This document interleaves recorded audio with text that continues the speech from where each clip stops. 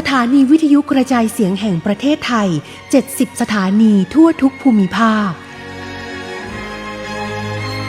เสนอรายการใต้ร่มพระบารมีพระพันปีหลวง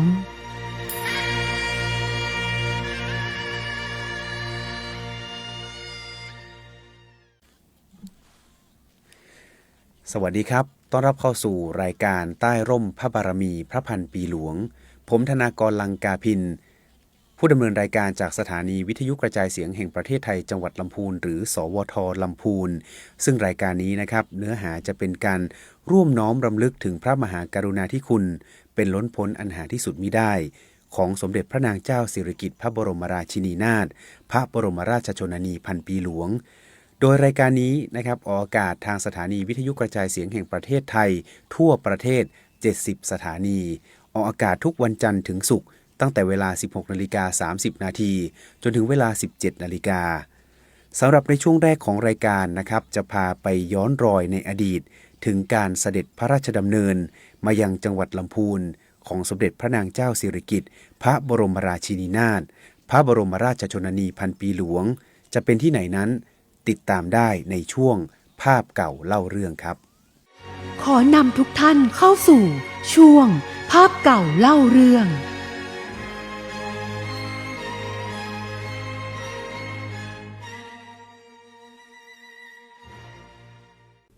ในอดีตจังหวัดลำพูนเป็นจังหวัดที่สมเด็จพระนางเจ้าสิริกิติ์พระบรมราชินีนาถพระบรมราชชนนีพันปีหลวงเสด็จพระราชดำเนินมาบ่อยครั้งและหลายโอกาสอาทิเมื่อวันที่ 25 มีนาคม ปีพุทธศักราช 2519 เวลา 10:20 น.พระองค์ได้เสด็จพระราชดำเนินมาพร้อมกับพระบาทสมเด็จพระบรมชนกาธิเบศรมหาภูมิพลอดุลยเดชมหาราชบรมนาถบพิตรนอกจากนี้ยังเสด็จพระราชดำเนินพร้อมด้วยสมเด็จพระกนิษฐาธิราชเจ้ากรมสมเด็จพระเทพรัตนราชสุดาสยามบรมราชกุมารีและสมเด็จพระเจ้าน้องนางเธอเจ้าฟ้าจุฬาภรณ์วลัยลักษณ์อัครราชกุมารีกรมพระศรีสว่างควัตรวรขัตติยราชนารีไปยังบริเวณที่จะสร้างโครงการอ่างเก็บน้ำแม่ลี้โรงเรียนบ้านปูและวัดนากลางอำเภอลี้จังหวัดลำพูนครั้นเสด็จถึงบริเวณที่กำหนดที่จะสร้างทำนบดินกั้นน้ำลี้ณหมู่บ้านปูตำบลลี้อำเภอลี้จังหวัดลำพูนเมื่อเวลา 12:50 น.ของวันนั้นนายชลปูรณภักดิ์อดีตผู้อำนวยการสำนักงานชลประทานที่ 1ได้เฝ้ากราบบังคมทูลรายงานและทอดพระเนตรแผนที่แสดงบริเวณที่จะสร้างทำนบกั้นลำน้ำลี้ซึ่งอ่างเก็บน้ำแห่งนี้เมื่อสร้างเสร็จสามารถเก็บน้ำขนาดความจุ 20 ล้านลูกบาศก์เมตรและสามารถส่งน้ำให้พื้นที่เพาะปลูกในฤดูฝนได้ประมาณ 29,000 ไร่และในฤดูแล้งประมาณ 15,000 ไร่ซึ่งฝ่ายเดิมของชาวบ้านในอดีตสามารถส่งน้ำให้พื้นที่เพาะปลูกได้เพียง100 ไร่เท่านั้นในการนี้พระบาทสมเด็จพระบรมชนกาธิเบศรมหาภูมิพลอดุลยเดชมหาราชบรมนาถบพิตรในครั้งนั้นพระองค์มีกระแสพระราชดำรัสว่าควรทำการสำรวจลำห้วยรอบๆพื้นที่รับน้ำท้ายอ่างน้ำเพื่อหาทางทำฝายกั้นน้ำมาเพิ่มให้แก่พื้นที่รับน้ำในอนาคตต่อจากนั้นทรงเยี่ยมราษฎรจากหมู่บ้านต่างๆในเขตของโครงการที่มาเฝ้ารับเสด็จในบริเวณนั้นและเสด็จโดยรถยนต์พระที่นั่งไปยังฝายเดิมซึ่งราษฎรกำลังทำการซ่อมแซมอยู่เนื่องจากถูกกระแสน้ำซ้อตลิ่งพังในขณะนั้นเมื่อเห็นกระนั้นพระบาทสมเด็จพระบรมชนกาธิเบศรมหาภูมิพลอดุลยเดชมหาราชบรมนาถบพิตรพระองค์ทรงมีกระแสพระราชดำรัสกับผู้อำนวยการสำนักงานชลประทานที่ 1และนายตั้นเมาคำลีผู้ใหญ่บ้านบ้านม่วง3 ปีว่าต้องขยายและลดระดับความสูงของสันฝายเพื่อให้สามารถเฉลี่ยรับน้ำได้ทั่วถึงมิฉะนั้นฝายก็จะพังอีกจากนั้นได้พระราชทานอาหารสำเร็จรูปแก่หัวหน้างานซ่อมแซมฝายสำหรับนำไปแจกจ่ายแก่ราษฎรที่มาช่วยซ่อมแซมฝายณขณะนั้นในวันเดียวกันเวลา 15:50 น.เสด็จถึงโรงเรียนบ้านปูตำบลลี้อำเภอลี้จังหวัดลำพูนทรงพระราชดำเนินไปยังอาคารเรียนพระราชทานสมุดและดินสอแก่ผู้แทนนักเรียนและพระราชทานยาและของใช้จำเป็นแก่ครูผู้สอนจากนั้นเสด็จไปทอดพระเนตรการปฏิบัติงานของหน่วยแพทย์หลวงซึ่งทรงพระกรุณาโปรดเกล้าโปรดกระหม่อมให้มาตั้งหน่วยทำการตรวจรักษาผู้เจ็บป่วยณโรงเรียนบ้านปู จากนั้นทรงเยี่ยมราษฎรและลูกเสือชาวบ้านที่เฝ้ารับเสด็จอยู่จำนวนมากในบริเวณโรงเรียนนั้นต่อมาเวลา 16:35 นาทีเสด็จถึงวัดกลางตำบลลี้อำเภอลี้จังหวัดลำพูนทรงนมัสการพระพุทธปฏิมาประธานในอุโบสถและมีพระราชดำรัสกับพระอธิการอุ่นอนุจารีเจ้าอาวาสวัดทรงถวายปัจจัยแก่เจ้าอาวาสวัดสำหรับใช้บำรุงบูรณะวัดทรงถวายผ้าห่มแก่พระภิกษุและถวายยาสำหรับพระภิกษุใช้ร่วมกับราษฎรแล้วเสด็จทรงเยี่ยมราษฎรเผ่ากะเหรี่ยงที่เฝ้ารับเสด็จอยู่ในบริเวณวัดได้มีพระราชปฏิสันถานอย่างทั่วถึงกับราษฎร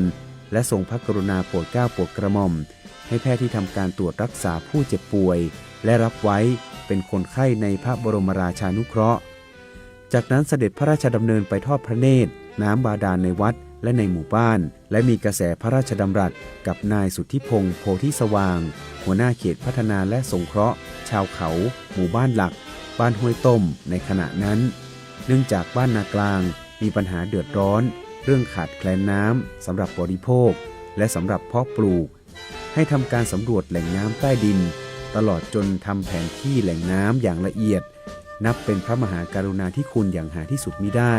ยังความปลื้มปิติของราษฎรจวบจนปัจจุบันนอกจากนี้เมื่อวันที่ 26 มกราคม ปีพุทธศักราช 2521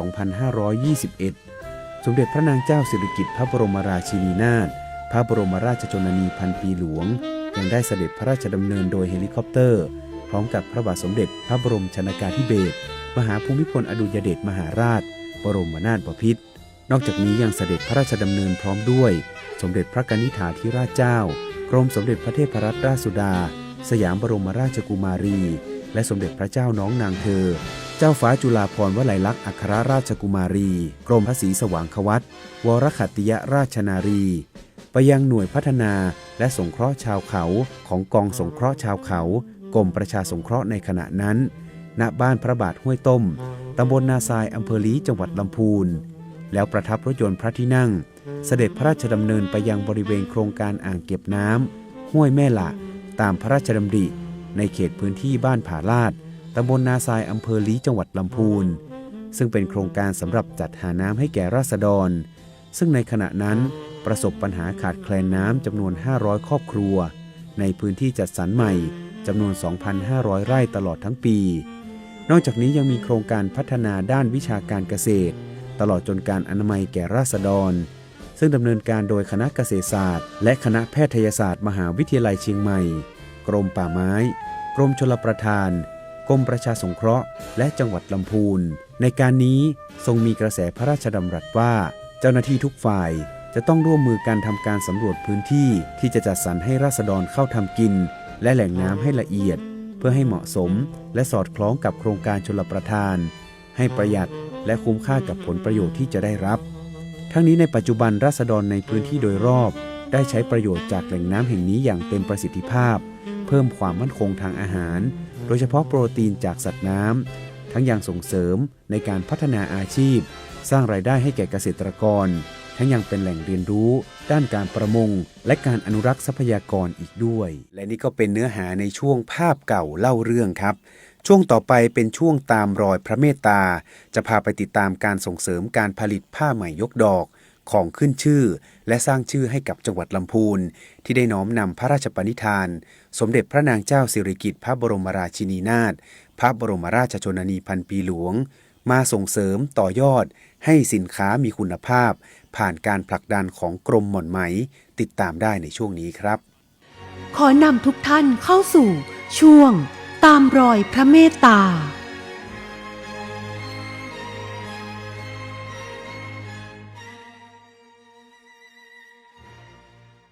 ชื่อนางสาวพิญญาภัทร ตรีฉิมพลี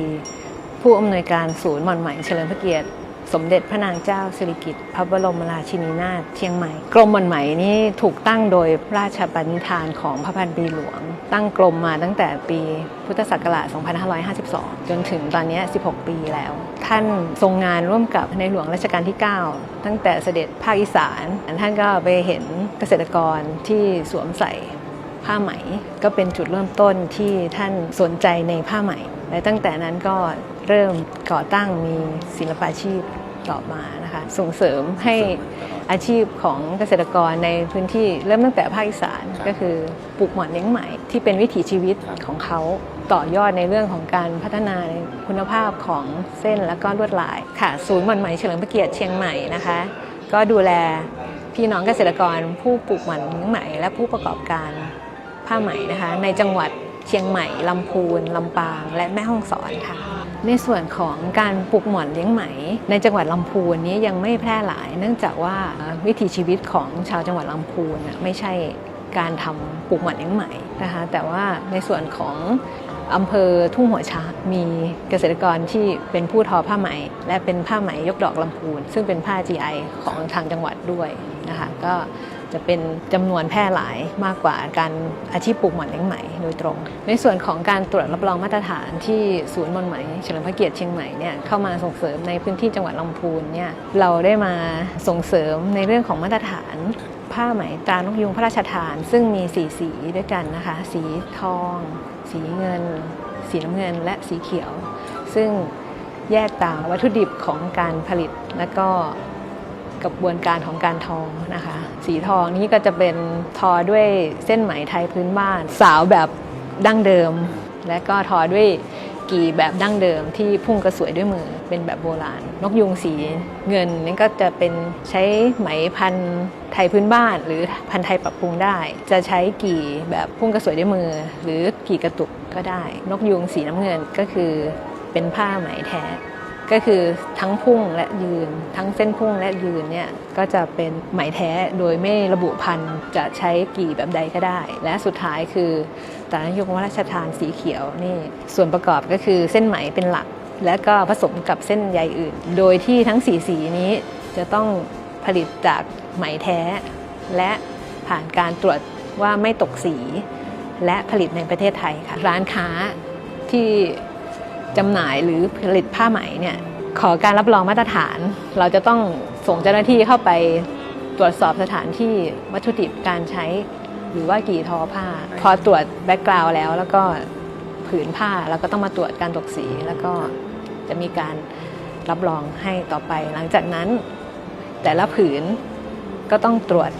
การตกสีอีกครั้งหนึ่งการที่ผู้ประกอบการได้รับตรานกยูงพระราชทานนี้ก็จะทำให้เพิ่มมูลค่าของผ้าผืนนั้นการันตีด้วยว่าไม่ตกสีแต่ว่าผ้าไหมยกดอกลำพูนเราก็จะมีการวัดเชิงวัดจุดที่เป็นตำหนิที่ไม่เกินเกณฑ์ก็หลังจากที่ตรานกยูงพระราชทานเป็นที่รู้จักโดย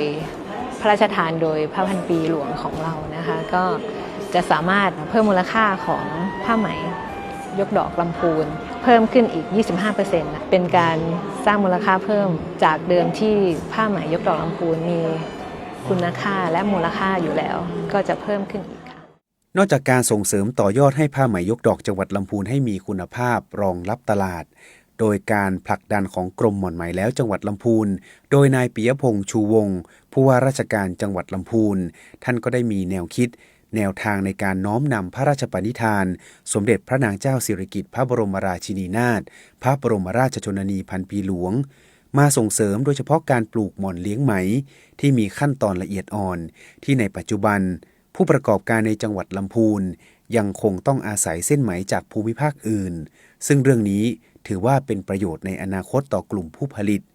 ทั้งนี้รายละเอียดจะเป็นอย่างไรติดตามได้ในช่วงสารต่อพระราชปณิธานครับขอนำทุกท่านเข้าสู่ช่วงสารต่อพระราชปณิธาน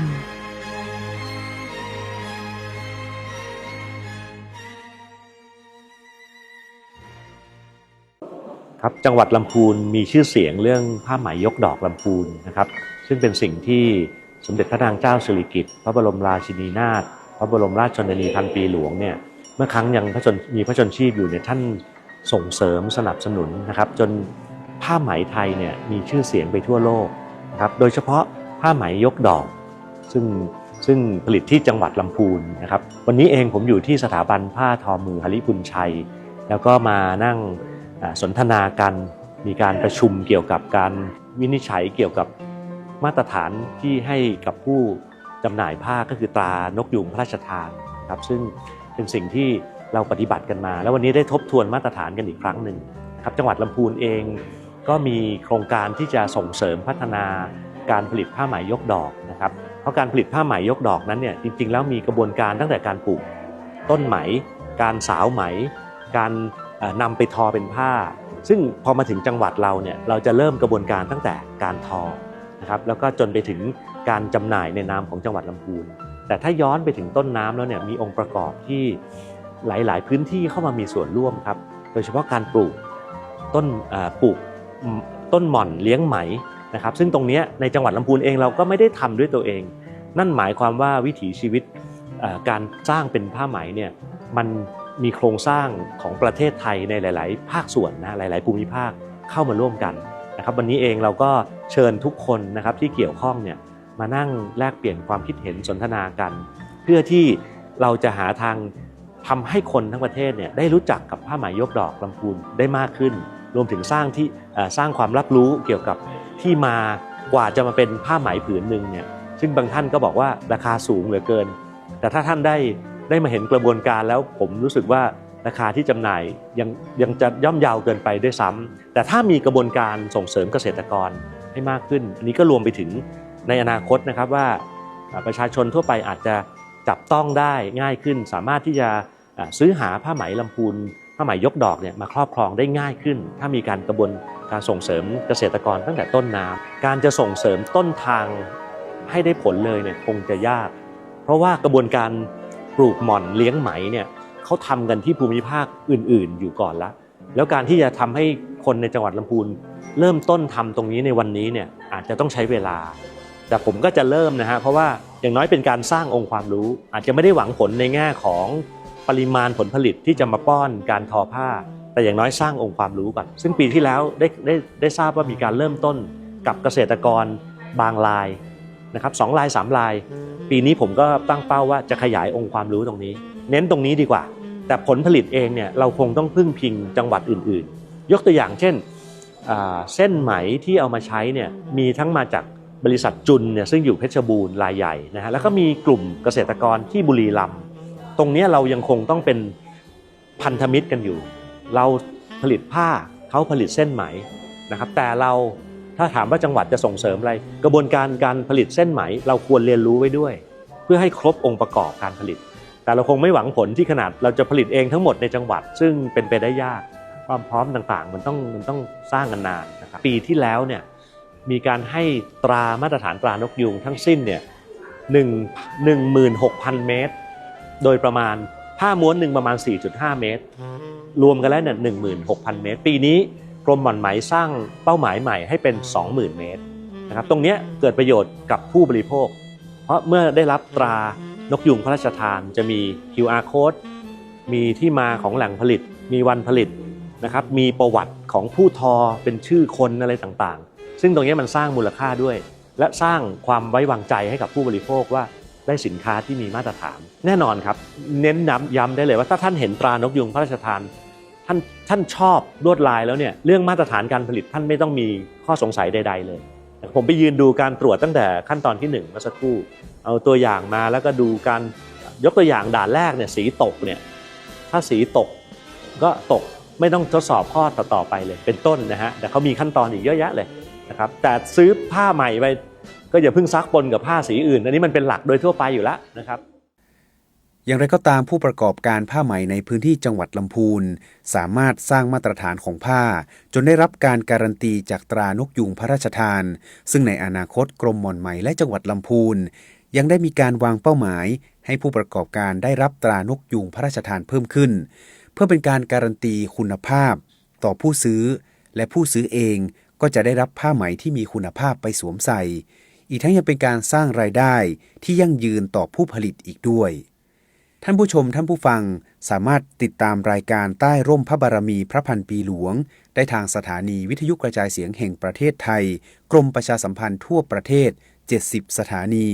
ได้ทุกวันจันทร์ถึงศุกร์ตั้งแต่เวลา 16:30 น.ถึงเวลา 17:00 น.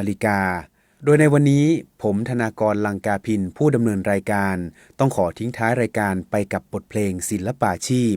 ซึ่งบทเพลงนี้ขับร้องโดยคุณสุนทรีเวชานนท์และพบกันใหม่สวัสดีครับ